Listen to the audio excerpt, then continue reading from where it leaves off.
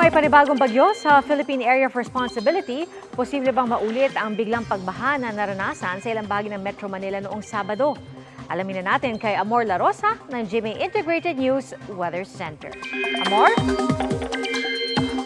Maraming salamat, Pia. Mga kapuso, patapos na ang Setyembre pero may humabol pang bagyo sa loob ng Philippine Area of Responsibility. Yan po itong bagyong Jenny na sa latest bulletin ng Pag-asa ay nasa 1,400 kilometers east of southeastern Luzon. Kumikilos po ito pakanluran sa bilis na 20 kilometers per hour. At kung hindi magbago ang paggalaw nito ay ayon po sa Pag-asa, posibleng lumapit yan dito sa bahagi po ng Batanes sa mga susunod na araw. Hindi rin natin inaalis yung posibilidad na mag-landfall yan dito sa Batanes o kaya naman sa Bubuyan Islands or dito po yan sa northeastern mainland Cagayan. Nasakop naman nitong tinatawag natin na cone of uncertainty o cone of probability. Ito po yung highlighted part dito sa ating mapa. Ibig sabihin po yan, hindi lamang itong linya na inyong nakikita dito sa ating mapa yung tatahaki ng bagyong Jenny, kundi posible rin na yan ay umangat ng konti o kaya naman ay bumaba dito sa bahagi ng Cagayan. Kaya para sa mga kapuso natin, dito po sa may extreme northern Luzon o kaya naman sa mainland Cagayan, maging alerto po dahil posible pa rin magbago ang track nito sa mga susunod na araw. Pero mag-landfall man o hindi, lalo pa rin po nitong palalakasin yung hanging habagat o yung southwest monsoon. Kaya asahan po natin ang maulang weekend sa ilang bahagi ng ating bansa.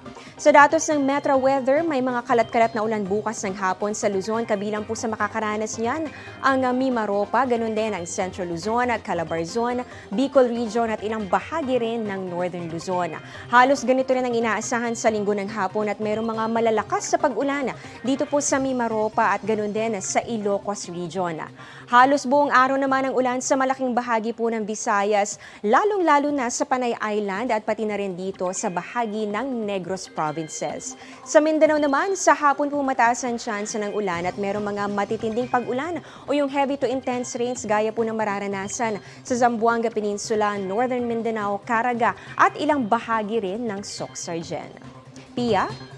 Amor, dito ba sa Metro Manila, matinding pag-ulan rin ba ang inaasahan ngayong weekend? Kasi natatandaan natin yung nangyari noong nakarang weekend. Mauulit ba ito yung matinding pag-ulan na magdudulot ng mabilis na pagbaha sa ilang lugar? Yes, Pia, kung hindi natin inaalis ang tsansa na maulit yan, lalo't hinahatak nga nitong bagyong Jenny, yung hanging habagat. At itong hanging habagat, kabilang po ang Metro Manila sa naapektuhan yan ngayon.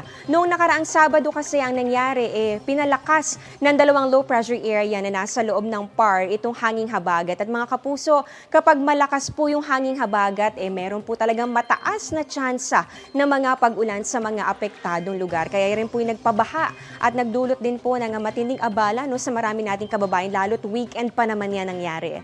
Kung titingnan naman natin sa Metro Weather, may tsansa po ng ulan bukas sa ilang bahagi pa rin ng Metro Manila, lalo na po sa hapon ay nakikita natin nagkukulay green at yellow dito sa ating rainfall map. Kasama po dyan itong bahagi ng Caloocan, Quezon City at ganun din ang Marikina. Ganyan din po sa linggo pero mas maraming lugar na ang uunanin at meron po mga malalakas sa pag-ulan. Kaya naman doble ingat pa rin mga kapuso. Posible po na malawakan ang mga pag-ulan. Pero syempre, posible pa rin po yung magkaroon ng pagbabago. Kaya patuloy po kayong tumutok sa updates at advisories ng Pag-asa. At yan ang latest sa lagay ng panahon. Ako si Amor La Rosa. Ito ang GMA Integrated News Weather Center. Maasahan anuman ang panahon.